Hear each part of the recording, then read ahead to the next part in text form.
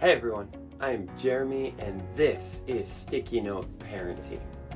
When we first become parents, none of us have a clue how to do it. They hand us the baby and we have to figure this out. And so we all set out on an adventure to figure out who we are as parents, what we're going to do, and we create these figurative manuals. We've got pages and pages of things to say, this is what I do, this is how I do it, and we learn it from how we're wired, our personality. We learn it from our parents. We learn it from society. We then develop this idea of who we are as parents. But in Sticky Note Parenting, what we are exploring is what are the edits that we can go in and say, hey, there is a better way. This way is not working anymore. We may find ourselves continuing to do the same things over and over again, expecting a different result. And yeah, that is the definition of insanity. And sometimes maybe we say to ourselves, my kids are driving me crazy.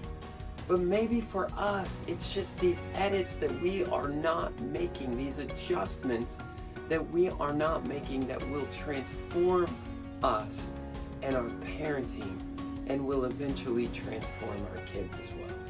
And so this week, this edit that we are going to explore this morning, there is this idea that I adopted early on as a parent, that no matter what stage my kids were at, I had this incessant desire to move them to the next stage as quick as possible.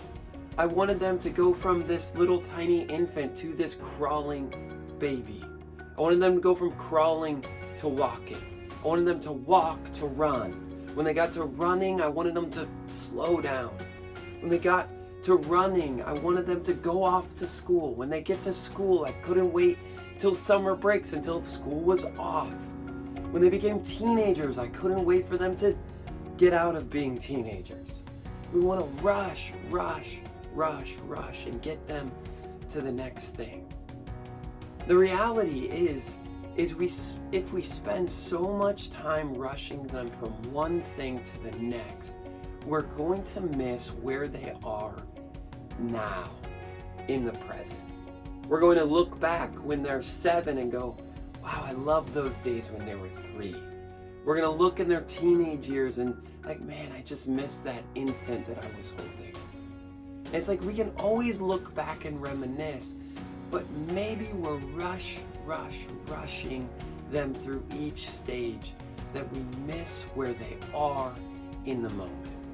And so an edit that I have had to work on and still working on as a parent is this idea of being fully present. I need a sticky note reminder boldly on my manual to remind me, Jeremy, be present with where my kids are at.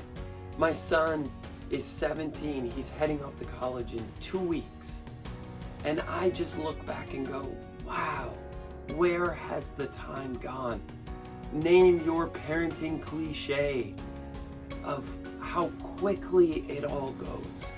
But the reality, it does. And for us, it's just a matter of being present in the moment that our kids are at and fully enjoying the stage, the place, the time, the moment that they are in. And the stage and place and time and moment we are in as parents.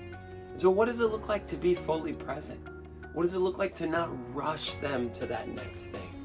What does it look like the next time we're in conversation to tuck away our device and lock in to be fully engaged and present with them? The book of Ephesians, in fact, this is the version, the Message version. It says, make the most of every chance you get. These are desperate times. That's Ephesians 5:16. Make the most of every chance you get.